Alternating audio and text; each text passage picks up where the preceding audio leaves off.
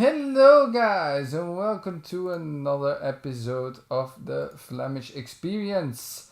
Today is a special episode because I've not only one of the Iron Lords on the show again, but it's the last one on the list. Now I got them all four, and it's none other than King David. So, King David, welcome to the show. Thank you for having me on. I feel like Voltron now. Like I've had all four lions, and now Voltron. Yeah, you had to hear me last time on the show with Karg. I was really like, yeah, I got them all booked up, like all three. Now I just need the fourth one, then the full set. Yeah, I know, like we Pokemon. I was collecting you all, you know. It's all in good fun, of course. Yes, man.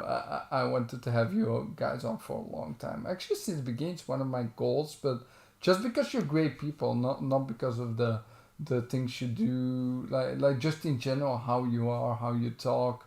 I just love all that. So Thank you. I mean, me and you was trying to work it out in the background for a while, and yes. I was like, because normally 6 o'clock is my cutoff. This is my gaming time, or me doing videos. Like I just went to pick up some stuff, so I'm doing these Magic cases and got to take all this out. Like half of these statues are already sold. I already put them on the buy sell trade group, so half of them is already gone. So me personally, this is like my downtime because I work at nights. So while y'all sleeping, I'm out there running around like Santa Claus.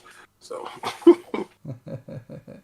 Okay, and then we got a new guy on the show, and I don't really know how to pronounce his name yet because it's a little bit weird, but I call him Borg. So Yeah, Borg, that's nice. or Borg Sense, I think it Yeah, is. that Borg sense. But you can say Borg. That's originally it was my Borg. Yes, it had to change. Yeah, so welcome to the show, of course. Thanks. You DM me to be on the show, and like I always say, if you DM me to be on the show, you'll be on the show for sure. I love those kind of people. They want to be on the show. So I love that even a little bit more. So welcome. Thanks. Thanks for having me. Here from a cold Stockholm. Haven't seen the sun for 14 days, Oh, and it's a pandemic. So yeah, pretty dark. well, okay. But yeah, I can say we'll try to mood up your evening night, so it gets a little bit better over time. And at the end of the show, you're gonna be like, "Whoo! Now I can go for another 2 weeks." Uh, Fantastic. and then clowns, of course, my buddy in crime from 4G, 4 Guys Recorders, 4GQ TV. Welcome. Clowns, you muted. Yeah, he's muted. Okay, he will come back, I guess. All right, I'm here. I'm here. I think. Am I here? Yeah, Over. yeah. Am I okay? Over. So, Flamish, always a pleasure being here with you, my friend, the Belgian sensation across the nation. And it's always an honor when King steps into the ring on a podcast. He's an amazing guy with an awesome sense of humor and just a real cool dude. Brother, appreciate it. Yes. And the fifth guest on the show is, of course, my candy bowl. You cannot forget my candy bowl. It is live, so if I take a candy, you will see that. I have to always include it in every show. It's my main trademark of my channel, so to speak. Like, people love my candy bowl, so I'll give it my special spot for now.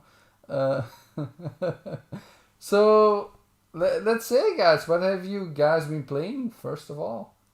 Let's start with you, King. Oh boy. Let me pull out my game pass app. There's a lot of games go overlooked, and I don't want to overlook no games.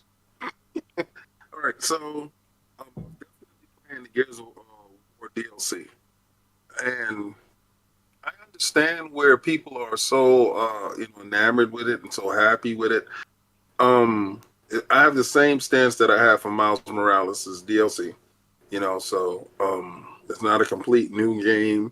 It's good, 60 frames per second. It's nice.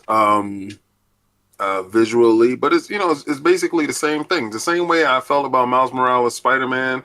New story, new storyline type thing, like a branch off, new direction. Play mechanics don't really change. The game is basically still a game. They're using the old assets and they're prettying it up. It's still a good game. Cold Vein is a game that we did interviews on and that I'm playing now, and I was really intrigued about it. So, it piqued a Lord Addict's interest, and it definitely had my interest. So I'm playing that game. Elder Scrolls, downloaded it again. I'm getting ready to start my my world. I was just gonna do that today. Can't wait to get back into Elder Scrolls and see what it looks like on the Series X. Ukulele and the Impossible Lair. For anybody that loves Donkey Kong Country, what is that? Banjo Kazooie. The first one is like Banjo Kazooie in the 3D world, but this one is more like the first Donkey Kong Country, where it's a 3D overworld, but the sides is a side-scrolling 2D 3D-ish platformer, which is really really good.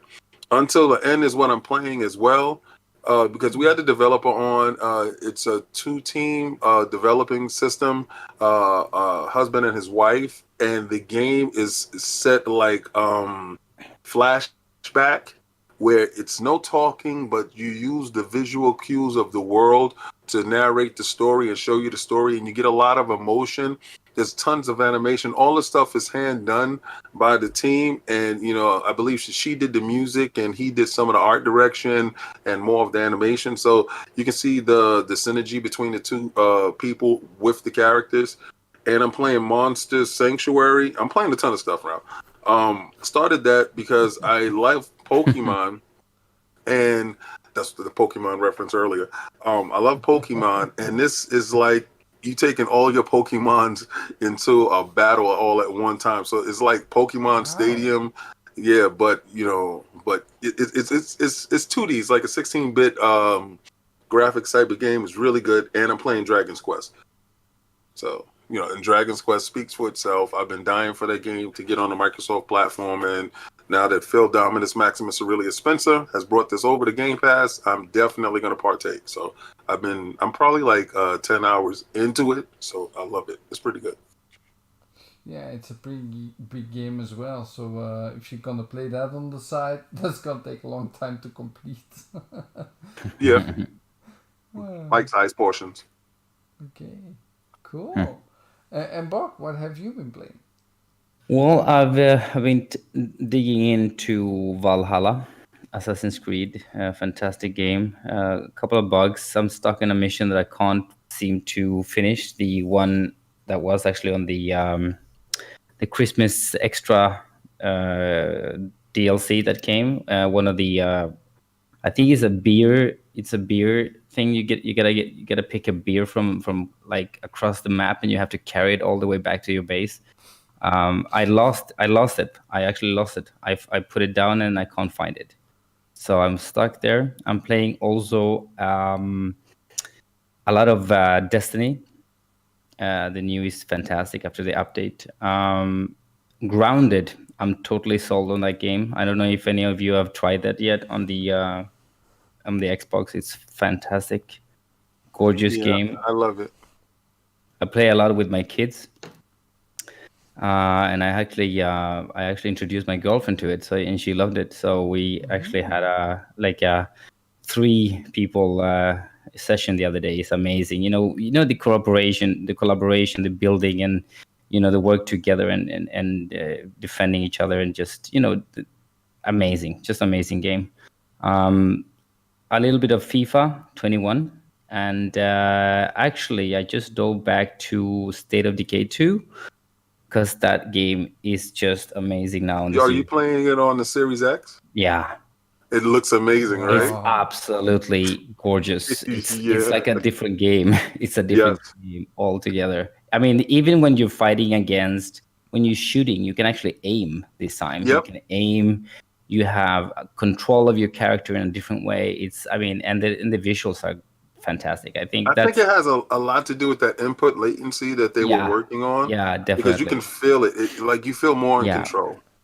Definitely, I agree 100%. It's a new game, and I'm actually, I mean, all of my friends are on PlayStation, so and they don't want to they don't want to come to Xbox. It doesn't matter what I say. But Don't worry, they will be forced to bend the knee. When the games come, you will already be there, and all you can say is, and don't tell them I told you so. Just put your hand on their shoulder and just look at them and say, "Welcome." Mm-hmm. I knew it.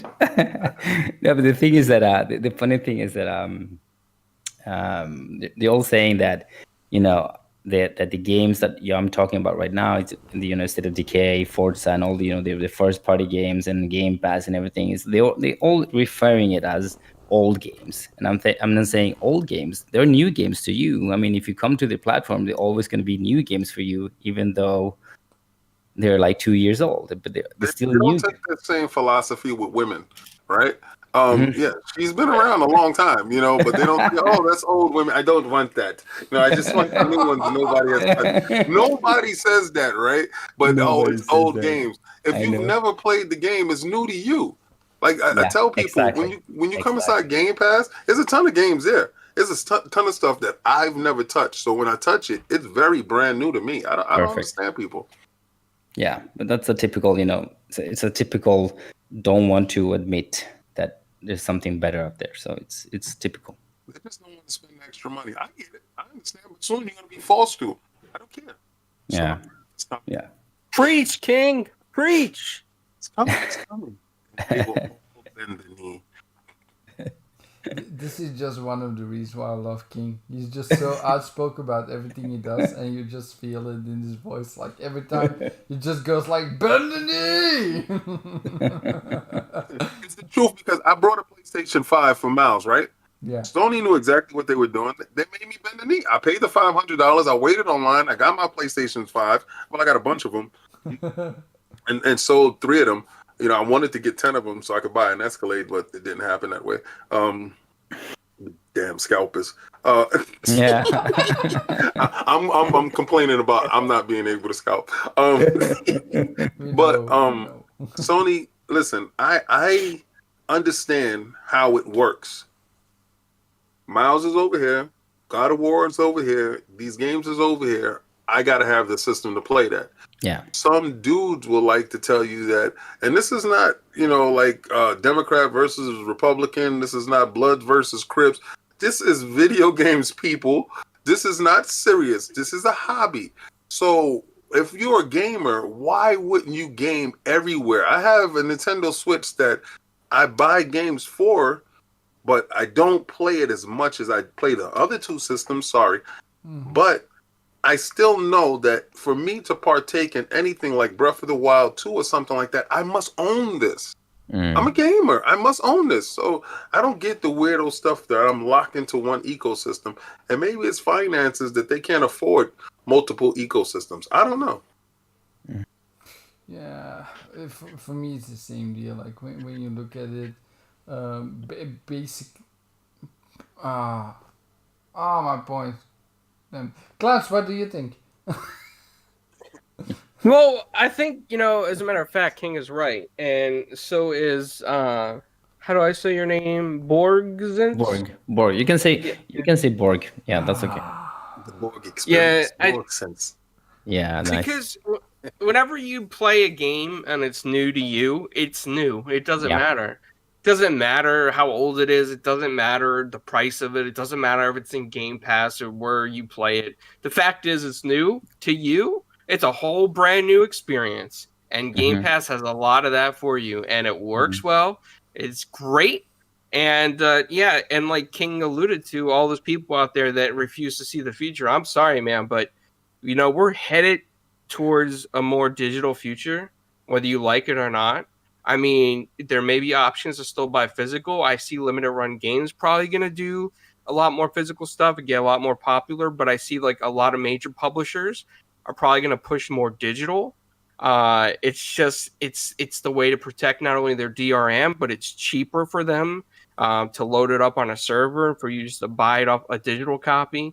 There's so many benefits for a company, but then at the same time, there's convenience to you as well, is that you don't have to get up off your couch or off your chair or wherever you are to get up and put a disc in. You could just go to your dashboard and load it up. You could stream it on a device wherever you are. I mean, these are just conveniences of the future, really, in all essence. And this is where companies are going. We've heard it from Jim Hydro, Electronic Arts, on the interview. We heard it from Sean from NZXT on the interview at Four Guys. So, I mean, everybody in the industry knows this is the focus. Whether you're on board or not, that's a you issue, right? Because the big companies are not going to care and say, you know what? Jeff in Iowa does not like the fact that we're going digital. Let's hold off another 20 years. No, it's not going to work that way. I'm sorry. There's the basic premise between that is, and let me tell you how commerce works, and let me tell you what to capitalize on as far as business opportunities go, right? To remove the barrier of purchase, this is what they're trying to do. To work with your FOMO, to work with your impulse buying, to work with your addiction, because we are addicted. Whether you want to admit it or not, you are addicted to these devices, right? Your level of engagement determines how high your addiction is. When they tell you, you know, there's casuals and there's hardcores, that means that you're a serious addict or you're a part-time addict and you partake in this part-time. Now, how can they capitalize on your addiction? By removing the barriers of purchase. If you have to get up and go to a store, get dressed, drive to the store, go inside the store, wait online, get your purchase, that's a deterrent. If all you have to do is sit in your boxing shorts and click and it downloads and you go to the bathroom and come back and you're good, that's a plus. Now, what Microsoft is doing with the cloud gaming and integrating the cloud into the Microsoft ecosystem is you purchase, you start playing right there. Yeah. Now, that is another removal of a barrier. The SSD getting you into the games, feeding your addiction, making it a whole lot easier for you to partake in your addiction. That way, even these casual, I predict this generation is going to make more hardcore gamers than any generation ever for the simple ease and click of purchase. That's how Amazon got so big. That's how Netflix got so big. And once you are in the ecosystem and the ease of purchase is available to you, you will become an addict at a level that you have never been. Watch. Yeah, I agree to some degree, and also that, you know, we're in the middle of a pandemic, and I don't think people are, you know, very happy to, like, you know, go out and be around people in malls and stuff like that, and just, you know, waiting in line. And I think, I mean, if I look at it from a perspective from Sweden, we haven't had that much lockdown, but I mean, as I was saying earlier today, there was new rules from the government today, and you know, they were banning flights from the UK to Northern Europe, and there's a new strain. And, you know, I think the way we buy is changing. The way we consume is changing. It's less crowded. It's more digital, like Clowns would say, and King is saying. It's a different way of interacting with your devices, and it's more digital. Yeah. Everything is going to be point, click, move, done. Yeah. You know, and this was my my anger at Sony's return policy and Nintendo's return policy. Mm-hmm. In this digital age where clicking can cost you, I don't know, thousands of dollars, very easy, very quickly. If your son gets a hold, your daughter gets a hold, your child gets a hold, or your wife, whoever, somebody gets a hold of your account and purchases games that you didn't purchase, and you want to return them, Microsoft allows you to do that. Steam allows you to do that. Can't talk about the Epic Store. I haven't purchased anything or returned anything there.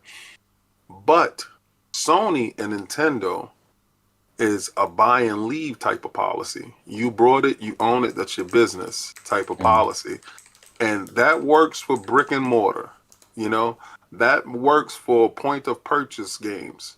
That doesn't work for a digital age because you have to change your policies. And I don't believe that those companies are ready for the digital age in which we are definitely in and going further in by evidence of digital only consoles. That tells you once the digital only console by Microsoft was put out, that was a test bed, you know, to see if it actually works in the manner that they wanted to work. Like Steam machines was the first test bed of this, and then it turned into Microsoft adopting it and growing it. Sony saw the revenue stream that Microsoft was making from the digital only and made sure that they put out a digital only PlayStation 5. They wouldn't do it with a PlayStation 4 because they would already pass. But a PlayStation 5 with an SSD, point of purchase, is now 80 to 90% money in Sony's pocket. Yeah. No more Best Buy, GameStop as a barrier. You understand? And the reason why Microsoft partnered with GameStop is to include them into the digital purchase because they know they need a distribution arm when it comes to people not wanting to put their credit cards on and wanting to buy digital from the store, you know, with their credit card, because people are still skeptical in this digital era. You know, I'm pretty sure a lot of us on this panel is, I don't put my credit card on Sony. I will go buy a digital card and then I will use that opposed to, you know, putting my credit card on Sony. So there's, in this digital era going forward, companies are adapting to how we using it, and they must change their return policy as we see with Cyberpunk 2077. Okay. You know, something I want to say to that, King. A couple things, actually. First, so all those hardcore, diehard Sony fans on Twitter that mock Xbox for a digital console for last generation, now all you guys are trying to get a digital console for PlayStation. So I'll be collecting those needs for King. Please send them in weekly. Number two is that, you know, with PlayStation, we've in the past, like, what happens is if you have friends that had, let's say their account was hijacked or stolen, somebody used their credit card, bought, you know, a ton of games off it. If you try to call your bank and dispute it as fraudulent, Sony would be upset at you. You know what they would do? They would block your account until you paid all that back to Sony because you didn't contact Sony first to explain those fraudulent charges. But you only have so many days to dispute with your credit card company. Whereas with Xbox, you don't have that problem. You get fraud charges, you can call Xbox or your bank. It's no big deal. Xbox will work it out with you. Sony? No, they don't want to hear that. It took my friend a year to get his account back after he disputed $300 in fraud charges. 1 year to get it back. Wow. That's ridiculous, right? Ridiculous. Very ridiculous, yeah. Wow. Okay. Bad consumer practices. Yeah, You but know- I mean, oh, sorry. No, go ahead, talk. Right. No, the thing is that it's all about customer service. You know, it's all about keeping the customer happy. It's all about retention, customer retention, and those fancy words. But I mean, the other day when I bought the my Series X, I also ordered a hard drive, extra 1 terabyte, and I got an email from Microsoft saying that it was out of stock and they didn't know what to expect. A couple of days later, I got a new email saying that it was gonna get to me within 14 days because they got restocked. 2 days later, I got a new email that said that they apologized for the email they just sent me, and then that the memory card was gonna come January 2021, and I was like, I don't want to wait for 21. I can actually cancel. I canceled my order, and I chose to refund. Right. Meanwhile, the order behind the scenes was already sent from Microsoft's. So I got it in the I got it via UPS. So I pulled it out of the post office, and I got it, and I got the product, and then Microsoft called me and said, since we were so back and forward and we didn't have a clear communication, we actually are refunding you, and you will keep in your card. So Look at that is, for me, that is customer service. that is $200 and some odd dollars plus. Yeah. That they would rather lose than lose you. To keep me in the system, Exactly. Yeah. Because who had the bigger headache? Microsoft or you? You had the bigger headache because you were seeing these emails. Definitely. And you was anticipating something, and you're like, damn, what should I do? But you kept along with it. You was like, all right, fine. And then, the last straw came when they said January plus, and you said, you know what? No, I'm just going to cancel it. And then it was still there. And that is an incredible story that they said, yo, we see that you picked it up. Keep it. Don't worry about it. Thank you for being a loyal customer. It was on our end, and have a great day. Yeah. That's a wonderful, awesome. That's a wonderful holiday present. But also, I think Nintendo would have sent police to your house. I mean, honestly, Mario would have knocked on your door with Luigi, hand over the memory card, buddy. Well, now we don't know, because maybe tomorrow the police is gonna knock on my door and it's just like, hey, you pay back the memory card. We heard you in a pod last time. Send us some money. I understand, where you're at with it. While I'm talking about memory cards. Yeah. Do you find it weird? Because I was talking about customer media bias and people bias towards Microsoft platform and between Microsoft and Sony. And, Nintendo is at a different level. Nintendo could do no wrong, But, they did wrong with the Wii U, but also they still had their loyal fans. It doesn't matter. DS was still selling like hotcakes. The PlayStation, Sony, gets a level of bias towards them in favor of them that Microsoft doesn't have the ability or the luxury of attaining. And I say this because both consoles, memory, SSD separate that you have to purchase, is over 200 plus. Yeah. Microsoft actually has a strategy for you to obtain theirs, and it's available. Sony has no strategy. It's not available. And you can't just plop in any SSD like they want you to believe. You're just stuck with the memory that you have on the unit. And that is not brought up and talked about as much as the hate for Microsoft's price on their SSD expansion. They have a solution that's available at the same price Sony's would be if they had one. They have none, but Microsoft gets the headache because theirs is pricey, quote unquote. Yeah, I can already say I bought mine, my SSD last week when I got my end of the year money that I get from my company. End of the year, get like a bonus, so that's always fun. Now I can buy some more stuff.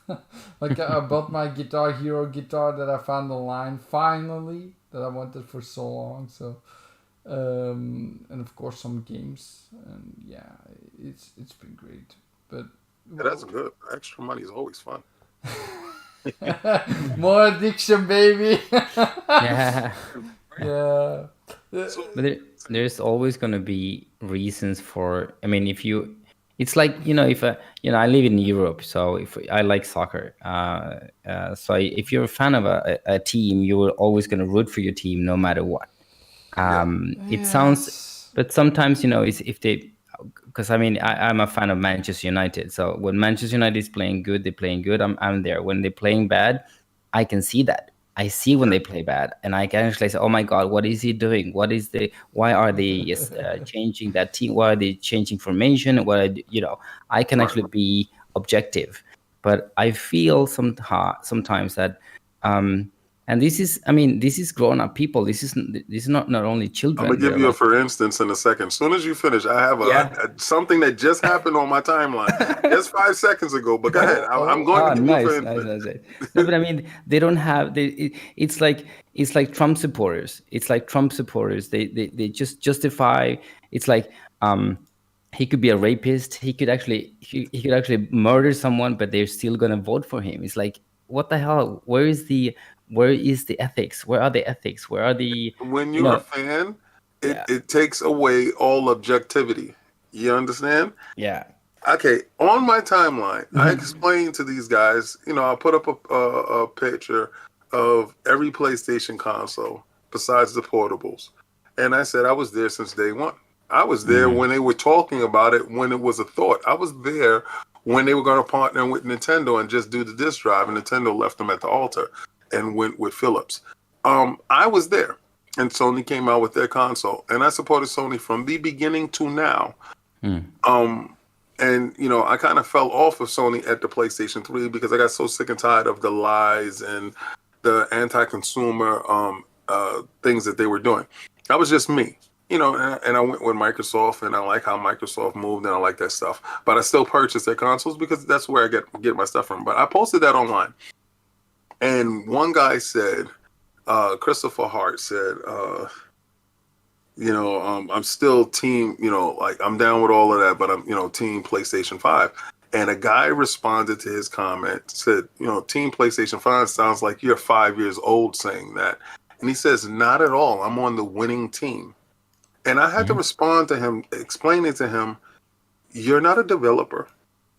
You don't work at Sony. You've never worked at Sony. You don't make games. You don't manufacture consoles. You are a consumer. You purchase a console, and all you do is play games. It's like the fan of a sports team. The difference between you and the team is one group is getting paid to do a profession, and you are paying them by watching and supporting. But at no point in time are you part of the team. You're just a fan. So be a fan and have that mentality. I'm a fan of Microsoft, but I'm also a fan of Sony when they make games that I like, or Nintendo. But I do not confuse the two. I never confuse me. If I was working at Microsoft, then that's something totally different. If they're giving me a check, then I'm Team Microsoft. Or I'm Team Sony. I don't care whoever's paying me, then that's the team that I'm on. But if I'm not getting paid from any company, then all I am is a fan of their work, and I can admire, but I think people are misconstruing their fandom as part of a whole. And everybody wants to belong to something, and definitely wants to belong to a winning team. And it's taking ridiculous, brain-altering, like you said, proportions to have them overlook the wrongs that a company is doing just to justify their fandom. Exactly. I can never understand that when people are talking, when they talk about their team and that, we lost today or we won today. And I'm like, what do you mean we?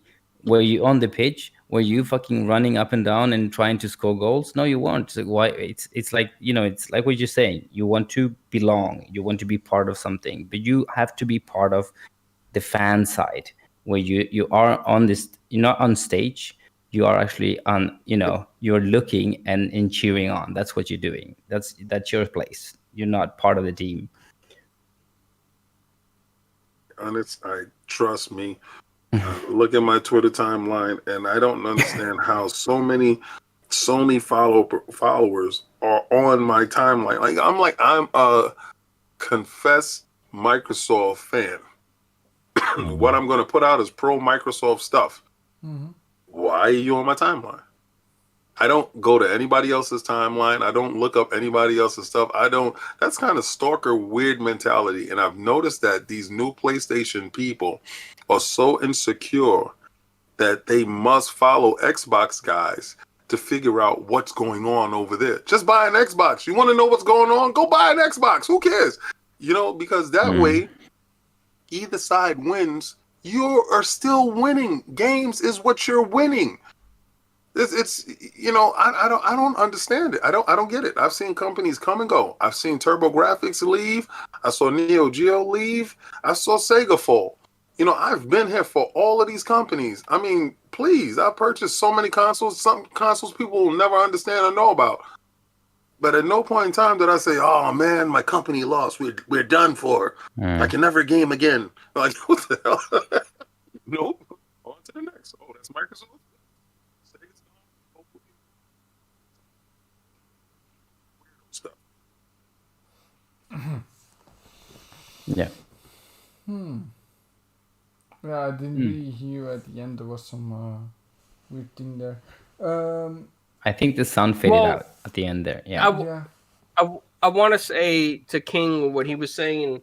He wants to know. He's a professed Xbox fan, and I get that. I am too. I prefer Xbox, but I don't go around bash Sony folks, and he doesn't either. But they come on our timelines to go ahead and mock us for being happy for something that Xbox puts out or something Xbox is doing. And you know why they do that, King? I'll tell you exactly why. You ready for this? It's because they don't have Game Pass and they're so bored with themselves. They got nothing to play. Clown. I mean, you're getting happy about this. Seen chicken wings before? Hell yeah. Have you ever seen shrimp before? Yes, I have. I've seen lobster too. Have you seen ice cream before? You've seen all of this stuff before. But here's where you get hype at. It's all there and you can partake in it. I'm like a kid in Disney World. Like, maybe I want to take my ice cream and put shrimp on it. I can do whatever the hell I want. I don't have to pay but that entry fee. The entry fee to partake for 31 days, $15. And I can play on my phone. I can play on my PC. I can play on any Xbox console that I have. It can travel with me. And I am in utopia.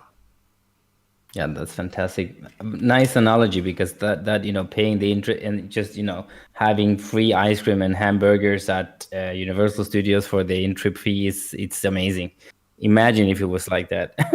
What, is that real? Like, can you get free burgers and ice cream? Oh, no. Yeah, this is a dream. Oh, okay. Yeah. Okay. I need to buy that ticket. I want to buy that ticket right now. Where can I buy that ticket? Yeah, I mean, Universal Studios just like they showed off like Super Nintendo Park. I was like, oh, so I was thinking like, free popcorn, free food over there. That would be awesome. I mean, imagine Universal Studios having like a little bit higher fee, but eat all you want and drink all you want, or free popcorn and that would be awesome. Like a subscription service for Universal Studios.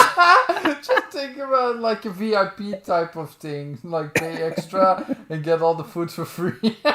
That's where they get the most money from. It's actually from the food inside the place. Yeah, it's hella the sales expensive. and yeah. Yeah, same with cinemas and other type places like discotheques, like all the dancing places. You learn that when you play the Jurassic Park game, you earn money on all the not the attractions so much, but you earn the money on the merchandise. Yeah, that's where it all comes in. So, King, going to Yes, another sir. subject, I'm very curious. Why do you always wear sunglasses in front of the camera?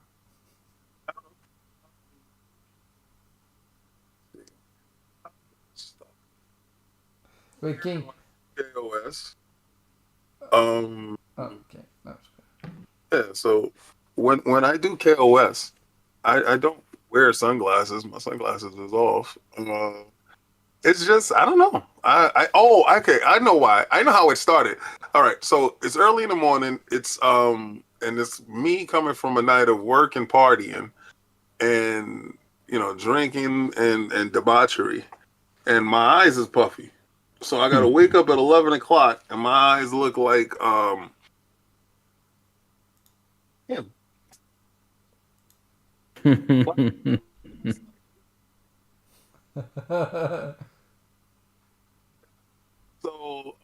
when he's doing his force power, it's all puffy. So I said, no, I got to put on shades. I'm not doing this. I'm not going on camera with my puffy eyes, So that's how that started. So that's how it stays. It stays like that. And, my shades stay down here at the PC. I grab my jewelry before I come on. And that's it. Throw it on. It's your thing. That's It's nice. my comfort zone, I guess. I don't know. It. Yeah. Yeah. But when I do KOS, I don't wear any shades. KOS is usually done after I, read over the material, sat with the statue, and it's a more personal type of thing, because I'm really delving deep into my passion as far as statues and comic books and cartoons and stuff goes, my childhood. So you want to have a level of connection with individuals opposed to a barrier. The shades become a barrier at some points in time because I'm not reading the chat at all half the time, because a lot of times, people are mean and hurtful. So when dudes read the chat, I just laugh. I mean, it doesn't bother me. I don't care what they say. They don't feed me, finance me, or, I've had fornications with me. So I don't care. So at no point in time does those things bother me. I'm very thick-skinned when it comes to stuff like that. What and other people on the panel aren't. They will see stuff and and that will actually bother them. But that stuff doesn't bother me. I read it when it comes into super chats. I'll read them then, because I feel that I need to respect your earning. You went out and earned that money. You worked for it. I don't care if you sit on your butt all day and just push pencils, or you tell people to go around. You've earned that money. Or you could be shoveling monkey poo at the zoo. Everything is earned. So when you decide to send $2, $1, buy a piece of merchandise, to show that your level of support, that means so much to me, because you took a piece of your blood, sweat, and tears and send it our way.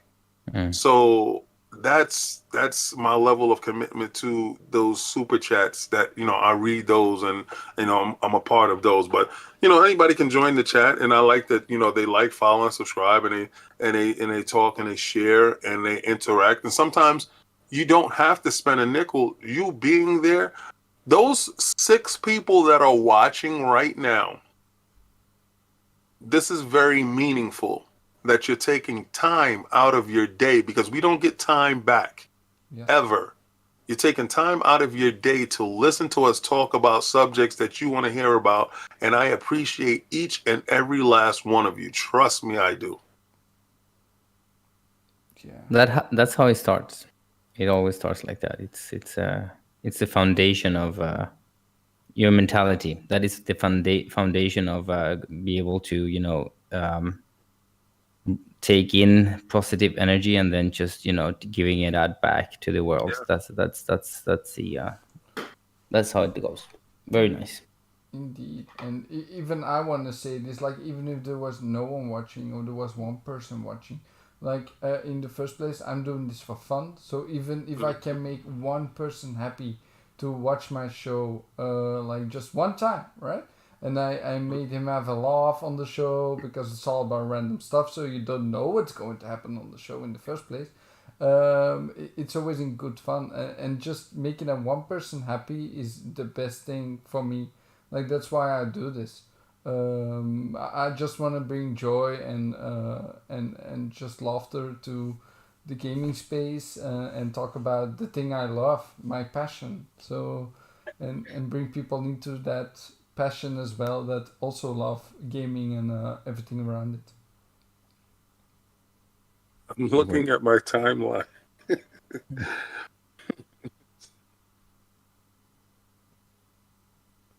I know what's going on, King, because sometimes we don't hear you that well. I think it has to do with your phone.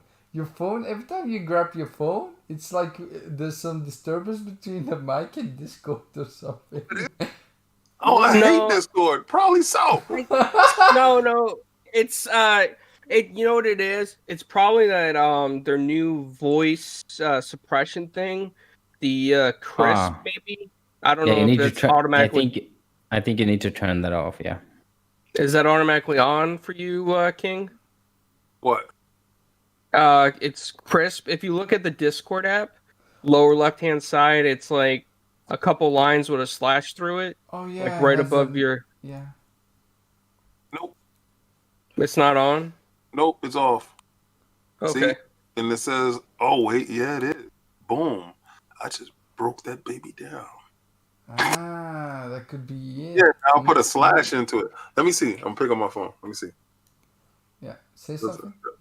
does it say anything? Does it do anything? Oh, beautiful. That's so much better. That's so weird. What the hell? All you had to do is just tell me. I don't know. That's why I hate this Yeah, app. I just tell people straight up what's it. Like Clowns has an incredible story. You're probably gonna tell it off to me, but just I always stay straight up. What's going on? If I feel something bad, like Clowns, take it away. You know what to say.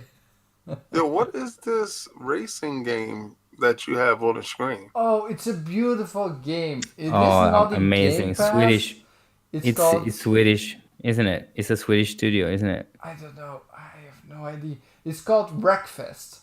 So, as you know, King, every Saturday Yeah. evening we do a community game night with Mr. Tushi, and afterwards Yeah. you have Noof Nukem doing a Right. yeah. So with Mr. Tushi, there's a lot of Oh, UK people. I played this so- game. Yeah, this game is phenomenal in multiplayer. We almost play it almost every week. I It's think every 2 amazing. or 3 weeks we play this game, and we just it's laughed all the way and cursing against each other, and I'm just a wrecking guy. I love to wreck everyone like along the way and just drive into them, like put them out of my way. Yeah, we played this game at E3. Lord Hot Monkey, Lord Sinister. I have video up right on this game, but we were playing like the Demolition Derby part of it, Yeah. and we didn't get a chance. We saw this, but they didn't have this up and running. But they let you sit down in the with the steering wheel and the pedals and stuff like that, Oh, cool. and it had a big screen. It was really, really nice. It was really well done. Yeah. Yeah, that's why I'm looking at it. I'm liking the frames per second. I'm liking destructibility. I'm liking, you hit stuff and it has real life physics. And I'm like, where did I see this game from? I seen this. It looks really good. Yeah, Yeah, you the gotta- the physics are fantastic, and it's actually THQ Nordic that has done it. It's a Swedish studio. Yeah, it's very From good stuff. Stockholm. It is a good studio, THQ Mhm. Nordic. I think it's still there. Like I'm still amazed because it is pretty old studio.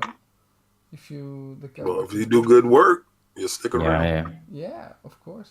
No, but this game for the $30 that it was, I don't know how it is at the moment. I think it's in deal. But it's like if you're gonna play this with the community, everybody that comes into the community is probably buying this game and joining us like every week or two. So you're pushing sales. Well, you really need to hit that company to tell them that they need to sponsor you. Well, yeah. Because as if you're a doing a group, yeah. community night and you say, hey, man, wouldn't it be great if we're doing a community night and we're getting new users every week from our fan base and our community to join us? We're pushing sales on a game that is probably stopped selling, and they're trying to figure out where's this spike coming from. It's coming from you guys. That spike is coming from you guys. So, I mean, because if I do a community night, I got to purchase the game. I purchase the game. I'm going to put up the footage, and that's going to be another spike. Maybe 2-3 people purchase the game. And I don't know. Hey, support. Let's go. Send a bag this way. We need a bag. There is actually another King game. is a businessman. Yeah, it sounds like that. Yeah, maybe Give me we the should bag. hit them up. Maybe that's a good idea for Mr. Tushi as well. Like Mr. Tushi Hell is yeah. the organizer of this. Like we start with a few people, Clowns, and King. I think it was like 6 people that were on in the beginning, like of the game night, and then just a few months later we're over 20 people, and we're in Nice. Halo, all the Game Pass games in general. Like Nice. and this is just one game at the side that we don't play that's in Game Pass. That How we many play people this can you long be in game. this game? Is it 4 or 6? Well, we're gonna see if we can run the server, and then we could have up to 32 players or Oh, nice. 16 at the same time. But that's just carnage. It's pure carnage. And Yeah, you also it's have the destruction derby mode where you can actually could just crash people That and try is to so much survive. fun. Yeah. Yeah. Dear Wreckfest devs, we host a community game night, Mr. Tushy's room, and sometimes Flamish or sometimes Lupa. And we would like to borrow a server to help promote the game. Thank you. We don't want to borrow anything. What we would like is a bag. and you can donate the server because I don't care about the server. If we will rent the server, I don't care. Just send the bag, as we are doing free promotion for your wonderful game that we all enjoy. And we're trying to have 30 plus users at one time. Man, listen, that boy, I'm going to tell you now. A company sees that, yeah, they send you a server with no problem. Here's a server code, do that. And also, as a promotional, how long do you think you guys will be playing? Because engagement hours is exactly what they're looking for. 32 people engaging all in the same server while you're broadcasting that is a level of marketing that they pay for. And then we need to have some prizes, of course. You start off with something low. Yeah. A couple of grand, my man. A couple of grand. Jeez, We talked to that's a lot. Microsoft. Maybe we can. The first That's prize right. is in the Series X. The second prize is the Series S, and third prize is the Man, listen. PlayStation 5. Oh man, that'll work. That will work. I'm just saying. Or how about a couple PS5s and then we could sell them. Well, if you can get your hand on working ones, because I have a little theory.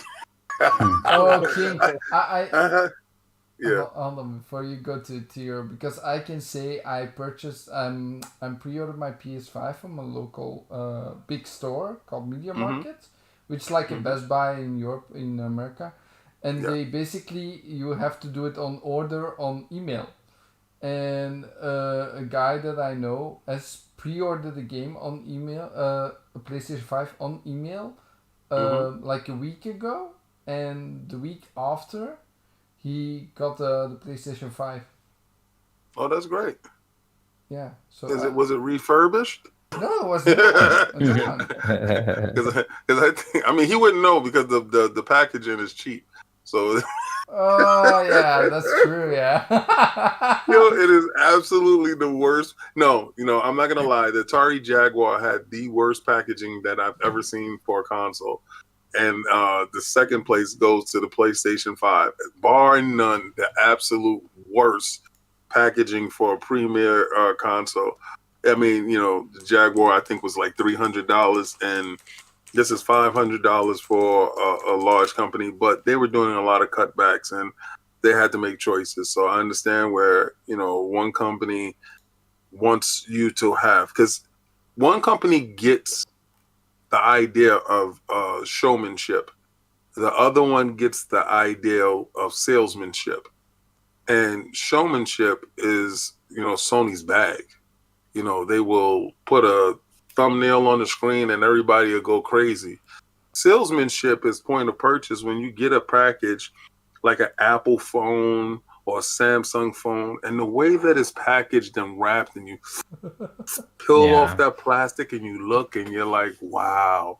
They want that feeling of euphoria to stay with you. So when you purchase a Series X and you open the box, even the angle, all this is purposeful. How you open it and it's wrapped and it says power your dreams. You're like, word, I'm a power my dreams.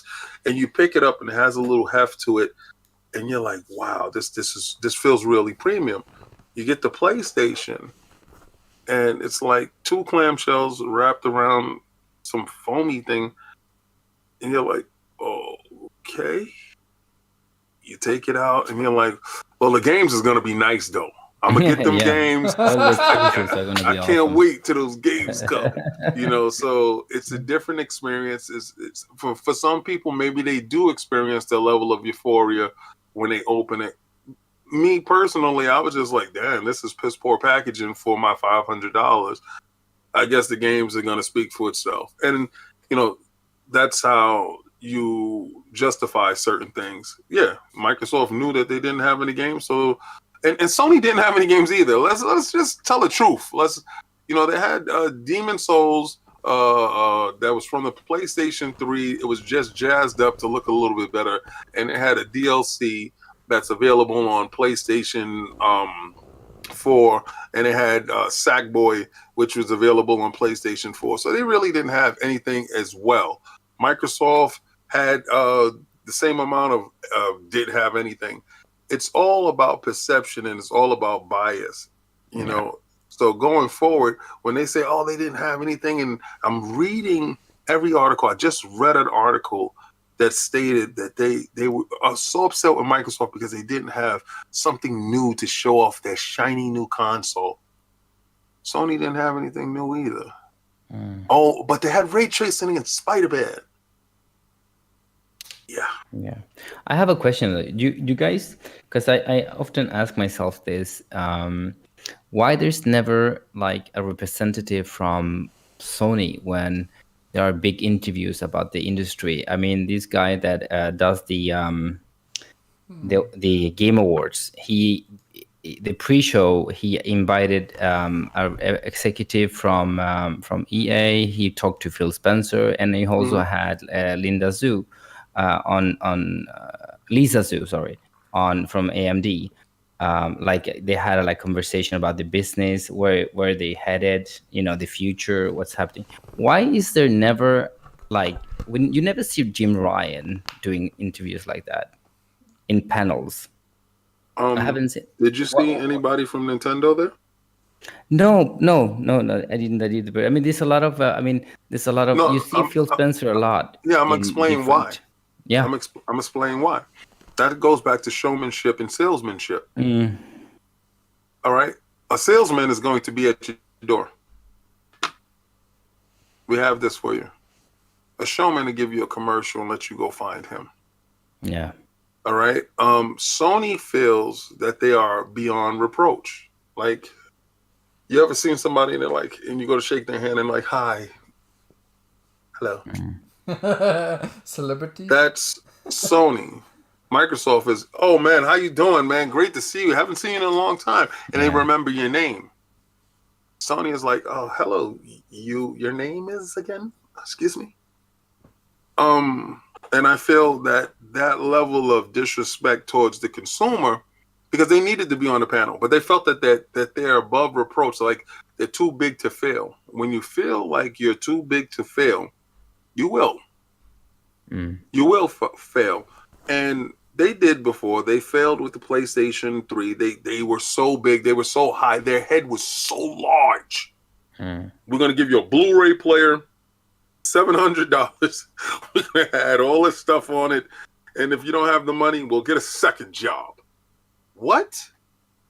Okay, brother. I got you. Second job, right? I mean, I had one, but for the common man, that didn't go over too well until they had to deflate that head and put an affordable console out, and that allowed Microsoft to get further entrenched into the game. They're at a point right now that had great sales with the PlayStation 4. Great sales. Nintendo's having phenomenal sales with the Switch. Nintendo will not do any of those panels. Nintendo will not even partake or have a conversation. They're not even at NVIDIA's stuff, and they have NVIDIA chips inside of their box. That allows you to know the level of arrogance that certain companies are at. Microsoft knows their position in this market. They know their position in the game, and they're trying to achieve something, and they must be at all these panels, and they must be accessible. You cannot be inaccessible when you're in a losing position. That's why they weren't there. Yeah, because I mean, somehow you want the executives, the engineers, the people in charge to answer professional questions. Journalism. You don't want to see fanboys answering on behalf of Sony. You want to get the straight answers from the people in charge. when it comes to cooling, when it comes to design, when it comes to future thinking. You don't want this. You don't want this conversation to be. You don't want to read answers that are not educated.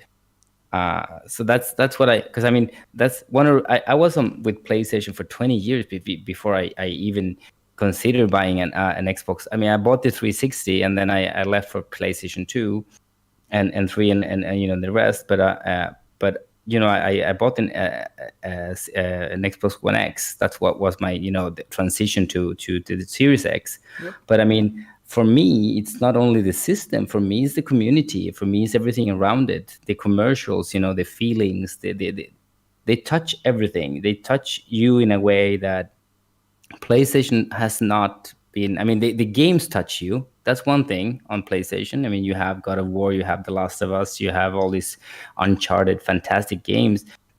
But somehow the games are one part of the thing.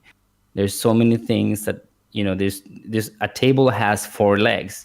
A table cannot function with 3 or 2 legs only. Right. So I feel somehow that Microsoft has the whole package compared to what. Because I need customer service. I need to have a number I call. I talk to somebody. I need to have that extra. I don't feel I had that in with PlayStation, but I feel you. Me neither. I mean, I go to FanFest every year through the grace of great connections, and Microsoft does the fans such a service with FanFest. That's something that they don't have to do.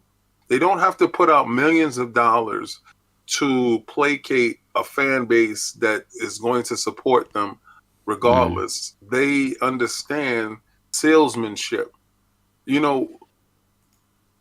A good salesman back in the days, a door-to-door salesman back in the days, once he knocked on your door and you got to know him and he sold you those encyclopedias, those Britannica encyclopedias. and everybody knows, right? You remember that guy in your living room and your mother and he's like, this is going to help him with his schooling. And the moment it did help you with your schooling and your mother looked over and he was like, that was a good investment. And the salesman came back 2 months later with, I have another great product. I have a vacuum cleaner, and it's this vacuum cleaner, and that vacuum cleaner worked like a dream. And she was on a first name basis, or your father was on a first name basis with this guy, and he will call up and then he will say, well, I don't talk about the product over. I'd rather come over and talk to you and, personally. And you will ask the dude, well, what do you really think about this? Well, my integrity is on the line. And I wouldn't sell a product that I don't use myself, and I actually use it. It's in my house. I actually use it. And you build a rapport and a trust with that individual. And that's somebody that you can trust and somebody that you can depend on and be with when they have new products. You purchase without fear because he's there with you. You see him. He made himself the common man. He's still a salesman. You never lose that salesman consumer thought, but you understand that he's there, he's accessible. When you never see the salesman and you just see the product, you're left to your own devices. And then if something goes wrong with the product and you try to return it and get money back, or you try to rectify it, and the salesman is non-existent and doesn't listen to you, and you become a number to that salesman, you're less likely to support that company going forward. That's the difference. That's true. I mean, today you're not just buying a product or a piece of. You're not just buying a piece of plastic or a piece of electronics. You're buying so much more. You're buying the customer service experience. You're buying what you're saying, King, that if something goes wrong, you want to talk to somebody that tells you, all right, let's do whatever we can to help you. If you can't help you, this is plan B. You'll send the thing back to us and we'll replace it for you. I mean, that's the reason why we buy warranties, right? Yeah, definitely. Yeah. I mean, Sony wouldn't offer no warranty to you. I can tell you But you can buy it because from the store. Sorry. oh sorry, King. My No, fault. no, no, no, no, man. Go. So what happened with me? I had my controller like my one of my bumpers like sticks and didn't work properly, right? So I called Mhm. Microsoft and I told them like, hey, my controller is like there's something wrong with it. Can I send it back to you? And they're like, no, keep the controller. We'll send you a new one. I'm like what? Okay, do I need to return it afterwards? And they're like, no, keep it. I'm like, what? Okay, I never experienced something like that. Like, okay, this is like the greatest fan service. It you tell to every person you know. It just gives more mouth to mouth commercial that they love to the people have the experience and then bring it to other people so they know what they're gonna get when they get into the ecosystem in the first place. And that's what I feel that Microsoft really wants to do. They really want to engage the people that are in the ecosystem to actually do the mouth to mouth, and also a lot with the Game Pass stuff as well. Like every time you're just playing Game Pass games and you're just going to friends or to people you know, like even co-workers of mine are talking about stuff with games all the time. They're like, yeah, did you play this game and that game? Oh, it's in Game Pass. You don't even need to buy it. And they're like, what? But I'm playing on PlayStation. I need to buy this for so many. And I'm like, yeah, tough luck. I'm getting it for free. Exactly. Like it's changed the way my point of purchase is now. Like you know, I hear you guys talk about Valhalla and all this other stuff, and I'm like, You're whatever. just laughing. I'm like, Phil already told me stop spending money.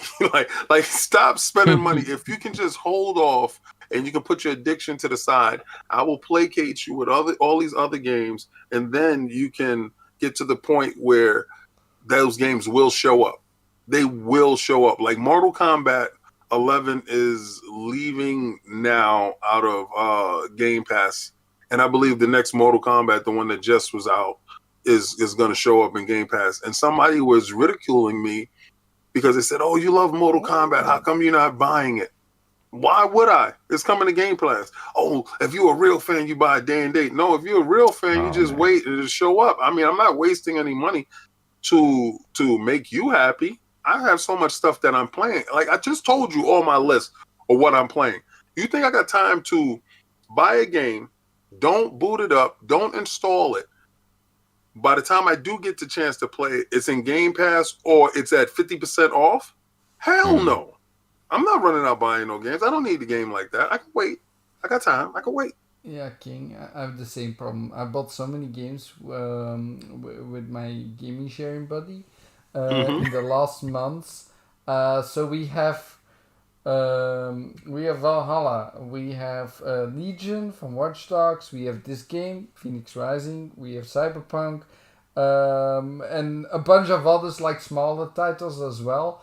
And we have no time to play them all. Like he finished Cyberpunk by now 2 times already, and I'm still like I'm not even touching Cyberpunk anymore after 10 hours because I have so many other games that I want to play, and then the Game Pass games like Call of the Sea, beautiful puzzle game. I love it. Yeah, that game is beautiful. I need to try that more. And I'm not even going after all the achievements, so I'm not even fully completing all the games. I'm just like jumping from game to game. If I'm bored, I'm off to the next game. I don't like to get bored in my game, so I just have the freedom to even do that. It's all so invigorating, and when I went into Game Pass, this is one of the reasons. Just to fuel that I can play more games and don't be afraid to like just play more games because I have more games to play in general. Yes. So sorry guys to interrupt, but I just checked my Twitter feed and there is like on CNN. Is this a joke? What's going on? Xbox Series X causes factory blaze. Is that check the that guy called Radzilla? Is that true, or is just like? Okay. Let me check CNN right now. Let me bring it up. Can you send me a link if you want? Bob? Is that he's at Optimus _code? at Optimus Code. Codes. Oh no, that's fake. Anything Optimus Code put out is fake. Yeah, probably. I don't really like to talk a lot about other people. Like I'm all about I mean, people are positivity. telling him that he's what the hell are you doing, man? You're just turning into a crap gamer. Well, like I said, Yeah. like you were saying, you don't talk about. I don't really care for individuals. Like if they feel, you know what I noticed? I've noticed this, and this is a true metrics that I can post. I can post anything about Microsoft, and I get less views on what I post about Microsoft. But if I post something either negative or positive about Sony, I get more views. Now, I was just watching Black Mirror yesterday. I'm trying to finish up that series. I love that series. Yeah, it's ridiculous. Yeah, it's amazing. I'm at the one. I saw the one last night where the girl and they had that rating system over their head. And, oh yeah, man. Right. So this is where people are. They're at the like, follow, subscribe, and they're doing anything to get their numbers up. I mean, they're bending over backwards. They're saying stuff that they don't believe in. You know, they have the fake phony smiles, and they're doing things that they don't even trust me. I know a lot of these individuals, and for them to be capping for PlayStation in the manner that they're doing, they're just doing it for the likes. They're just doing it for the follows, and they're just doing it to fit in. Me personally, I don't respect it. You know, I don't care. Whatever I do, it may not be particularly for you, and that's cool. We're all individuals, and if I was just like you, then I'll be you. I need to be myself in order to fit into my world, not yours.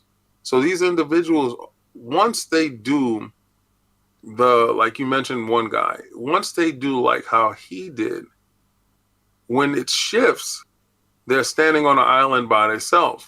And if you build a house on, on faulty foundation, it's just bound to fall. So I just say, be true to yourself, be real with yourself. And if that's something that you believe in, then stick with it. Even if somebody else doesn't agree with what you like or don't go with the popular thing, unless it's something that you truly believe in. But be true to yourself. And these dudes aren't. And it's kind of disgusting, but it is what it is. Yeah, that's why I don't really pay attention to all that stuff. Just so many negative that surrounds it, and then you see all these people like clubbing to this guy like glue. It's like glue. They just have all this negativity joining them, and then they can't get out of it because people love that negativity, and then they just keep going worse and worse and worse, and you just go down in a spiral. I just reacted because it said CNN, so I'm like, oh my god, this is like on CNN news and Copy stuff. And paste. Is that an overlay or something that just? Yeah, he's a old school developer, so copy and paste. Whatever, who cares? I don't care. Yeah. So I want to bring something up about the topic before about the console and the stuff around that, because Beck is actually making a really good point in the chat. And I want to read that out for everyone to know, for the people that are maybe not reading chat. So Back from the Dead one was saying, in gaming, a console isn't just a product. It's a 5-year, maybe 8-year or more investment, something that you unwind with or spend time with friends. Game Pass just makes that investment less risky and cheaper. Mm-hmm. So I think that's a really great point to have as well. Just basically, we just spend all this money on the games and on the things, and then you have these consoles that provide all that enjoyment, right? Because without the console, we can't play the games, and then you look at Game Pass, to just the barrier of entry to playing games is so low, and I know that King talks about this all the time with Game Pass in general. But it just the barrier to entry in general is so low now, and then on top of that, you even have the all access with the consoles that you don't have in Belgium. Just want to say that because I'm very disappointed. I wanted to have all access in Belgium. but that's not happening. You know, you forgot to say something, Flemish. What? You forgot to say shout out to Back from the Dead. He's one of our buddies in the Iron Lords podcast, Destiny Clan. Oh, yeah, yeah, for sure. of course. He was helping us earlier. Hold on, let me put up some gameplay again. Yeah, he asked me. I think it was him that asked me to do a raid. It was like, I'm sleeping. So I was sleeping at that time. Hold on. Let me put up that gameplay again from him. Yeah, we're doing some Destiny earlier. We're getting into the Destiny craze. That everything is now in Game Pass with all DLCs and stuff, which is amazing. That's phenomenal. Yeah. And like PlayStation dudes got to buy it. Even PC, like they were mad at Microsoft and Bungie because they have to buy the DLC and we can just play it for free. You gotta buy the game. you can't partake, buddy. I mean, I understand, man. It's just you just picked the wrong situation. I mean, I can alleviate for you. Just go get a Series S. And there you go. Boom. No. Shakalaka. Even on PC, get Game Pass on PC and you're do done. do it on your phone. Yeah, do it on the phone. That is also one other thing that I can't understand, that the developers don't. I mean, maybe not. It's not the developers' fault. I think these decisions are made higher up in the hierarchy, but crossplay. I mean, it's coming. Come on, man. We should be able to play. We should be able not. We can't be forced into buying a product to be able. Let me tell you crazy. Why. Yeah. Let me tell you why. I'm all ears. All right. So, in anticipation for crossplay, especially with the PC, Microsoft was here in a long time. Because they were giving you the opportunity to play against PC guys. And the PC guys had an advantage, but with the low input latency. Microsoft made that a priority to close that gap going forward with the anticipation of crossplay being larger than what it is at the moment with other consoles, with the PC user base, and with the refresh rate on these televisions. So that was a huge priority going forward to close that gap, to make it a more even playing field, because they can look at this metrics on what's the console winning percentage against the PC winning percentage, right? Mm-hmm. Now, Sony would have the same metrics. Could you imagine if Microsoft can tout that Xbox gamers are better gamers because here's the metrics of Xbox gamers against PlayStation gamers head to head? Something that's irrefutable, something that you can't run from, and something that's on paper. They do not want any parts of that type of smoke, because then if the PlayStation is losing in that arena, that can tip the hands and saying, well, man, I'm going over to the Xbox. If they have, a larger winning base, that perception changes things. To lose head to head in competition to your Sony feels that they're competitor. Microsoft doesn't feel that they're a competitor because they have different goals. But, when it comes to that, I don't think that they want any of that, and they will hold out for as long as they possibly can. Well, that's a pity, because that's really one of the reasons, when it's now I'm gonna be a little bit personal here. I mean, it feels like I mean, when you've been with a company for many years, like I was supporting. I had a PlayStation 4 Pro, and I was playing with all my friends. And the day I actually decided to go and test something new, I felt like somehow I lost all my friends, and nobody wanted to even try to. I have a friend of mine that he bought it actually and had it for 24 hours and said that, oh my God, this UI sucks. And I'm like, oh my God, you gotta give it a little bit time to try it. But I mean, it feels like now I would like to play with them, but it's they're coming. Forced. Yeah, of course. Yeah, they will bend the knee. I'm gonna actually choose that one. When the new Doom comes out and is only in Game Pass, yeah, we'll see what happens. The new DLC I do a lot of games. the new DLC is free in Game Pass. Yeah, that was amazing to me. That was absolutely amazing to me. And Dealer was telling me, "Oh, how could you like Doom and you didn't get Doom?" And sorry, Dealer, for bringing it up again.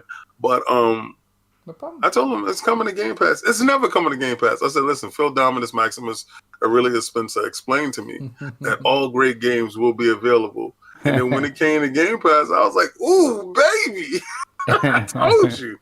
I said, maybe it's not new in the perception of release date, but it was damn new to me.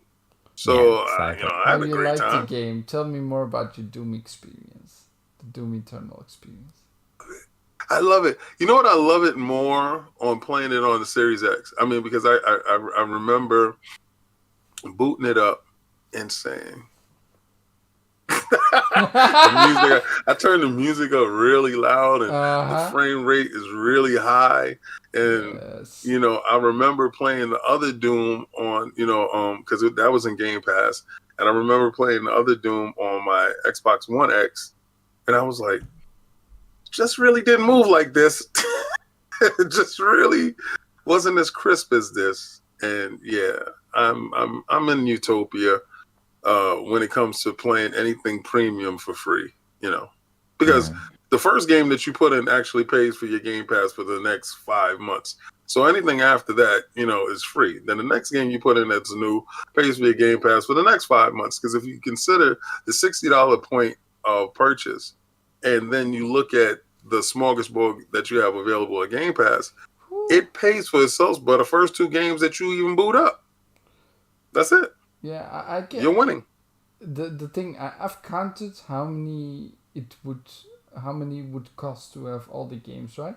There is worth over 1,800 euros or dollars or equivalent amount of money for the amount of games that's in Game Pass. In just the thing that was in Game Pass. I'm not talking about new games that get added, right? Mm-hmm. With over $1,800 in or euros in expense. It's insane. And just for 180 per month. So people don't need to give more praise overall. I feel like they just... I think that Microsoft has failed a little bit when it comes to marketing Game Pass. Well, they still say over 100 games, and it's already over 300. Then so. Yeah, but I mean, like, they're not targeting? I mean, I feel Do they need somehow to? that no, but I mean, if you talk to people, I mean, I'm actually building an extra wall at home, and I had an electrician today that came and saw that I had a Series X, and I was like, "You don't have PlayStation?" And I'm like, "No, I chose the Microsoft because they also have Game Pass." And he's like, "What is Game Pass?" So I mean, I think that the average Joe does not know what Game Pass is, and I think that's I mean, if they want to make gaming for everyone, and if they have the tagline when what was it? If everybody plays, we all win. Isn't it the tagline for the ads now? They should target, not only the gamers, but they should target, families. They should have a family priced, like a family price, like Spotify has for family membership. Like you pay a little bit more, and then you could have up to 3 or 4 or 5 users and stuff like that. I mean, they should make. I think they're missing those. Well, it's funny that you mentioned that because somebody actually asked Phil that, I think, on December 7th or December 9th, I want to say. Yeah. And Phil said that that's something that they're considering and looking into. So they're probably already in the starting phase or the mid phase of it. They just got to figure out how to roll it out properly, price it properly, and license it properly. Yeah, I think it's not easy because there's a lot of stuff that can go wrong if you're just doing with the body instead of like if a lot of people just go together. Like on Nintendo, you have the Nintendo Pass, right?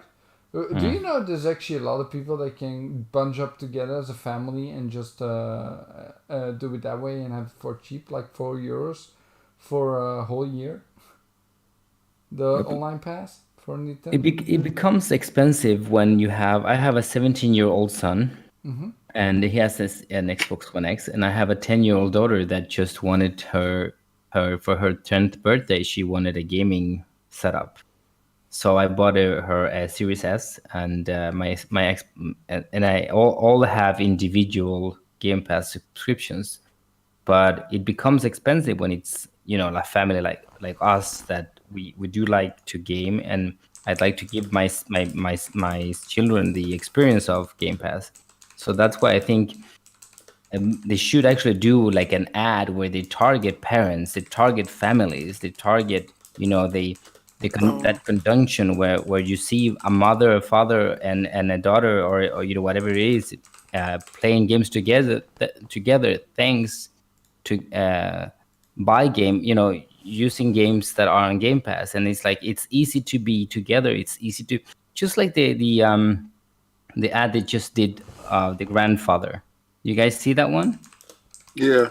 Yeah, more like that, where you actually you feature Game Pass, but you also feature why you should invest in Game Pass, so people, so the word can spread in a different way. Because right now, I think I think they should do this, right? And they should call it the birthday bundle. Now, normally when your children's birthday come up, this is what we do in my household. It's a celebration for the birthday person, but everybody gets a present that day, so nobody has animosity towards that other child for it being their birthday. I feel that when everybody gets a present, everybody's happy, everybody can partake, and everybody looks forward to the person's birthday. Well, we usually go down to GameStop, and the one person whose birthday it is, they usually get $20 more than the other two, and the other two get their money and they go shop. What I found out with Game Pass is I just get him a year subscription of Game Pass.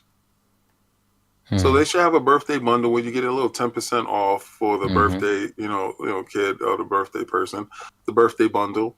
And, if it's tied to their account, if it has a birthday in it, and this is what Microsoft should start doing.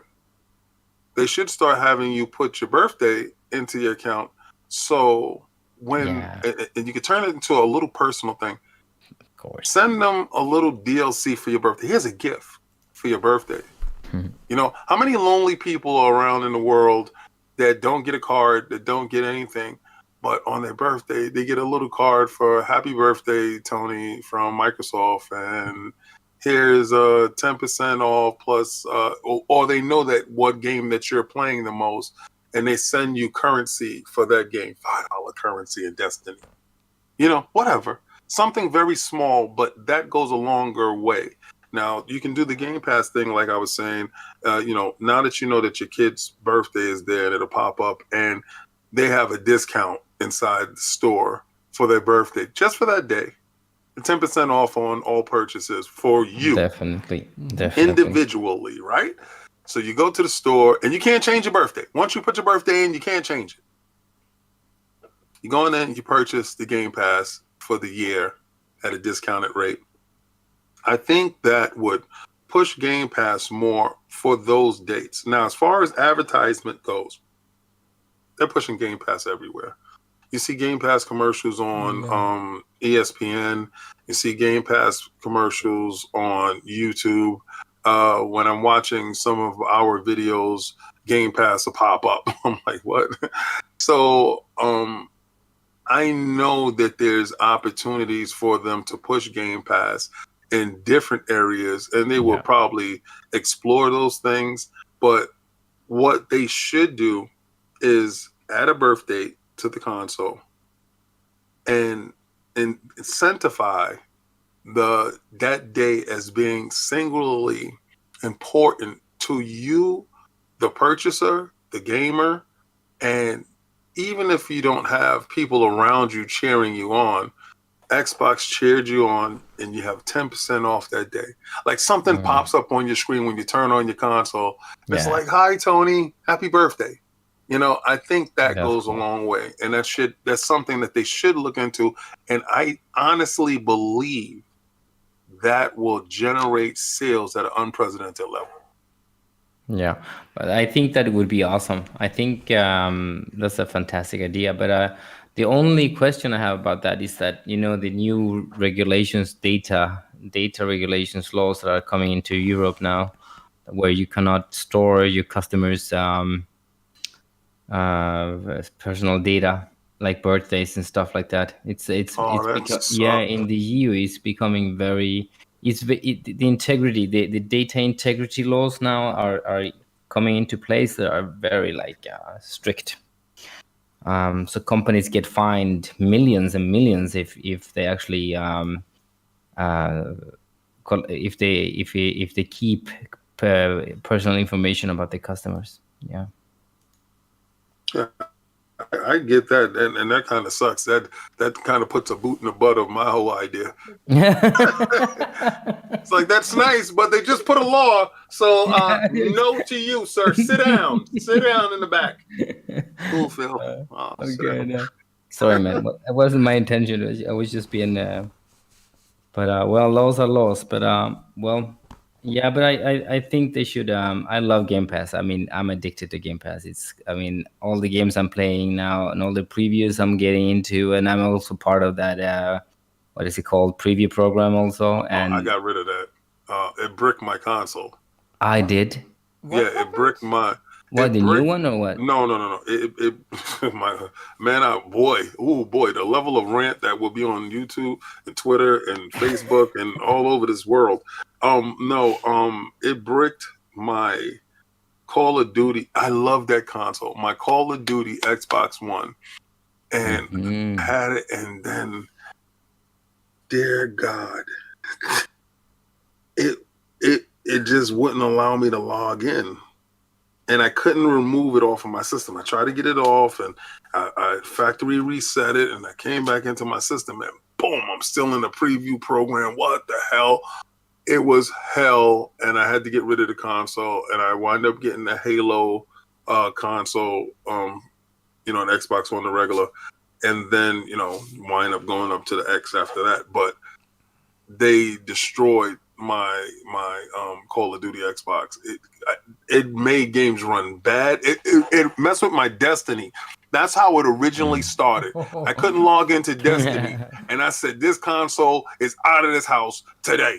Like, that's exactly what it was. That's something I can understand. That's something I can understand with you. Yes, I said, this console is dead to me. You're done. And I tried to get it off of there, and I tried to reset, and I was like, because nothing comes in between a man and his destiny. And boy, that game, oh man, oh yes, exactly. That's exactly what it was. It was Destiny was the problem. And I said, you know what? To hell with this game. I mean, to hell with this console. This console's out of there. And I went and got the Halo, the silver one with the blue. I still got the controller upstairs. Because when I got rid of the console, I gave him a generic controller. I said, y'all not getting this controller. It's mine. Yeah, that's also one of the reasons I don't want to go into the preview program and do things early, console updates and stuff, is because of that stuff. Because I'm just afraid it will do something to my Xbox unrepairable, and I have to get a new one, or I just need to buy one because it's over 2 years of warranty. Like, I don't even know if Xbox will come in between of that. No, but the warranty, I think the warranty is still there, right? Because now it is, but let's say in a year, don't get me. No, I'm getting afraid now.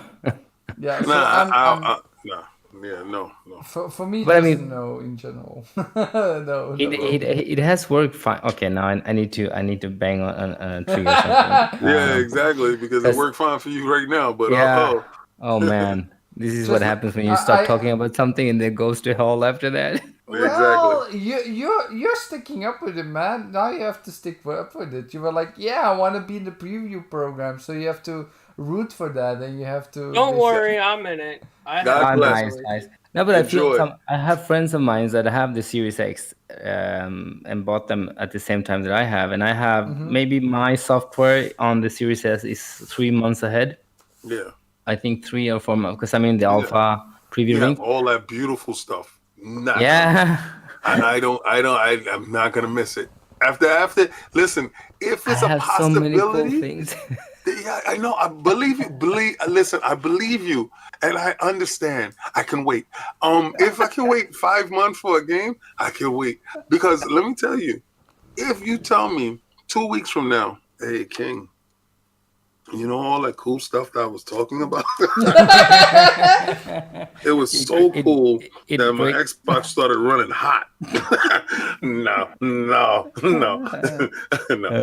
good. I'll wait for you guys to test it and you send it my way. Yeah, that's what I say. The same, like even with game updates, like if they have like beta updates and stuff, like PTR. When it was PTR in Diablo 3 back in the day, there's just testing stuff out, but nothing gets carried over from the games that you play. Nothing gets like it just basically you're playing for testing stuff out, but you're not getting anything out of it. So I'm like, that's hell great. no. Recreation. I'll just wait for my Diablo 3 patch to come out, and then I'll play it, because I don't want to like basically do everything again, like all the effort and stuff. Like I played a game for so long. Like no, I don't. But have you guys tried Grounded? Yes. Yes. 10 minutes. 10 minutes. Yes. I'll tell you why. The game is in alpha. I want the game to be finished. Like the game is so fun. I know what the game is gonna be about because I play a lot of games like that, like Tug on the PC, and all the games like Tug on the PC is one of the closest examples I can give. But basically, that game does me feel about other games. I know what the game is gonna feel like now because I got a little small slice. And just because the game is not ready, I don't want to tire myself out before it is ready. But I like to see the development. I like to see when the game is that's your thing. I'm not gonna go with that. Like I don't want to know. No. Unless I'm getting paid for it, I'm not your beta tester. Yeah. I don't want to beta test anything. Do not see when they send the new betas out. So what? I don't care. Is the game out? I really don't care about a beta testing situation because listen, back in the days, they will have you come in, they will put you in a room, and after you play the game, you left with a check. Now, you're beta testing for free, you're happy, and you're not getting a check. You're not even getting a game after you beta tested the game and gave them feedback on what was wrong so they can sell the game to somebody else. And you know what you did? You fixed the game so they can sell it back to you. Not gonna happen. Not gonna. Give me something. If you're giving me nothing, I'm giving you the same thing you're giving me. Nothing. So Game Pass. It's on Game Pass. On that note, that's right. guys, I played it. I tried it. I was like, ooh, wee. Let me know when it's finished. So, guys, on that note, I want to say we're coming to the end of the show. I told in the chat 10 minutes ago that we're gonna end the show, so to speak, because King, I want to tell you were a really great guest, like I was expecting. Thank you, in the first place. Like I see you now on other podcasts. I listened to you so many times. I know what I was gonna expect, and I was nothing of being very happy with the result. I will say that. Thank you, brother. If you ever have time again, I want you back on the show. Of course, not on Sunday, but we can do those special episodes in between. Right? Yeah, and listen, like I told you, I am down for all that. But after doing 3 to 4 hours on the ILP's podcast, my knees can't take it, brother. Like I'm sitting here, I'm hungry, I gotta pee, I may have to poop, something has to happen, and I'm holding it for 3 hours, like, yeah, having a good time. Soon as those cameras go off, I'm like right up the steps like the Flash. I'm like right up the steps. But I had a great time with you guys.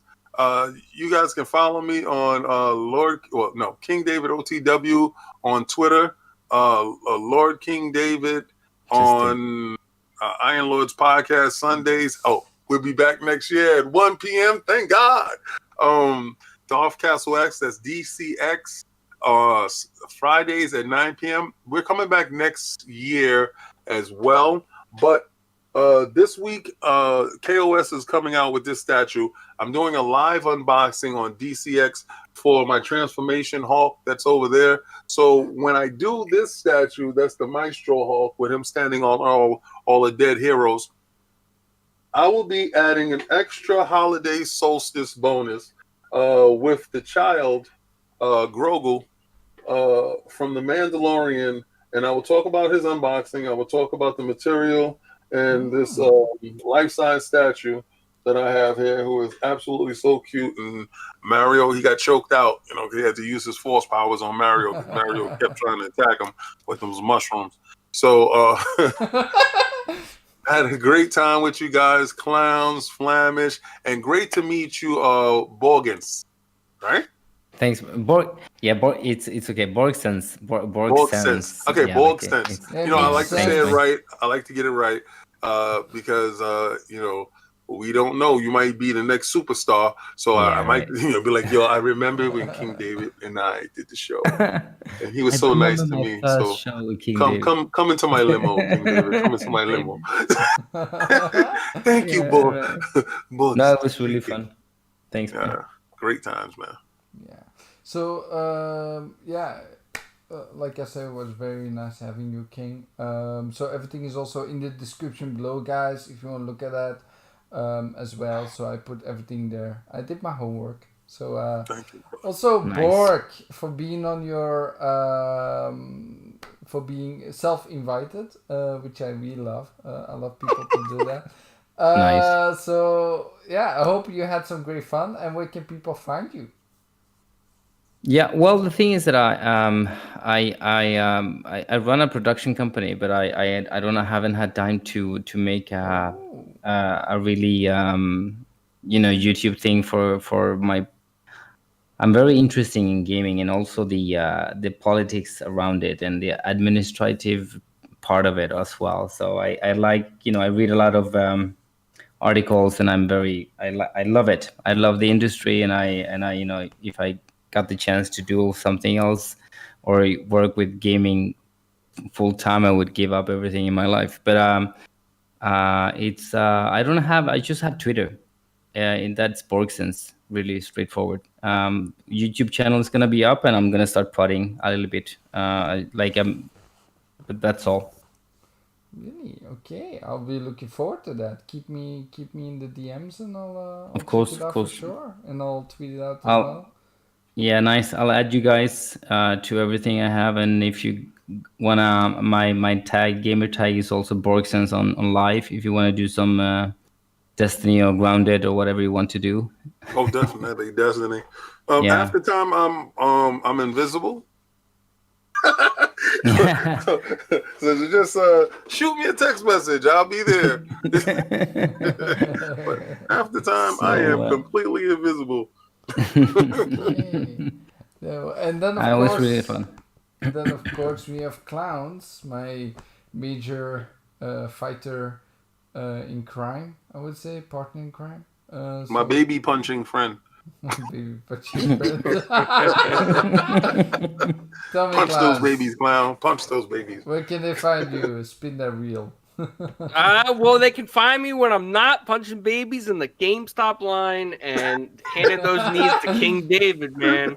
Let me tell you, that was a very sad story. Everybody knows it.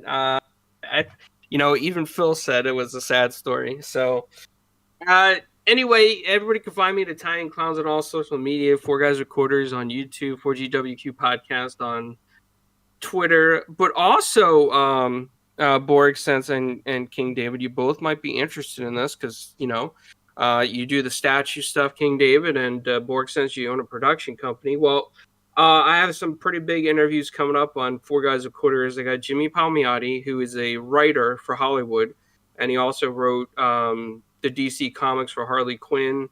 His wife Amanda Connor does the artwork. He also did some other stuff with Justice League, I believe, as well. And he does a lot of freelance stuff, but he's very well known in the industry. and a lot of people hire him to ghostwrite and stuff.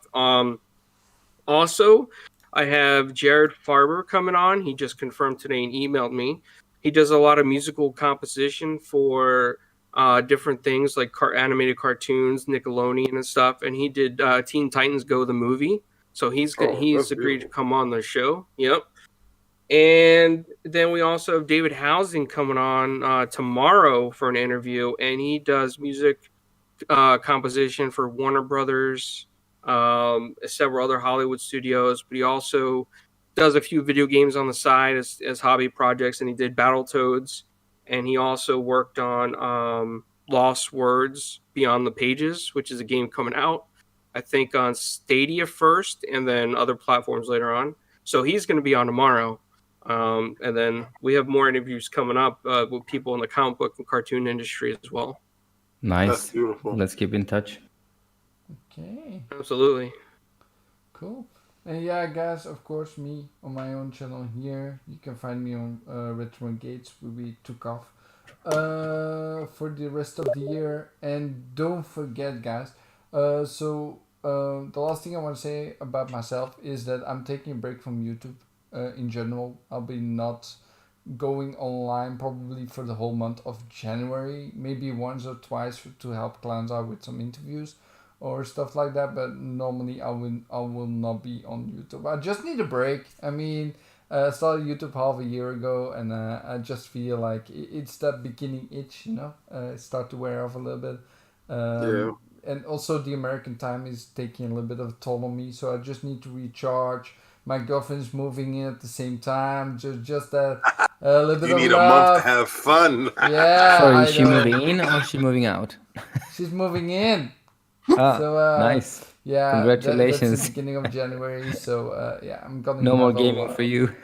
Oh, for sure, Hazel. Yeah, It's she's over. she loves these games. She really likes to watch them. I was playing Assassin's Creed Valhalla, Odyssey. I'm still playing Odyssey because she loves it. The Greek mythology. She loves and it stuff. when she's not living there. Yeah. Let's see when she's living there how much she You're in the loves it. you're in the honeymoon phase. I hear Yeah, that. exactly, but You're just moving together. trust me, I've been with mine for 20 years. Well, I've been married before. I know what it sounds like. I know how it goes. Oh, God bless. Yeah. So Yeah, you said before. So okay, you're doing it again. You're a very daring man. Yes, I see. So no, I'm a happy man. So no, Right. so for everyone to know, last week will be the last show on Sunday at 4 p.m. if nothing comes up. I'm sorry I couldn't do the show yesterday, but I'll see you all on Sunday with some new guests. Don't know who, but it's gonna be a great show, a big show probably. So I'll let you all be in the loop on that on Twitter. So see you all later, guys. Have fun. Fantastic. Thanks for And, having me. Yeah, and as I always say at the end of the show, stay positive and be happy. Bye, guys. Dude.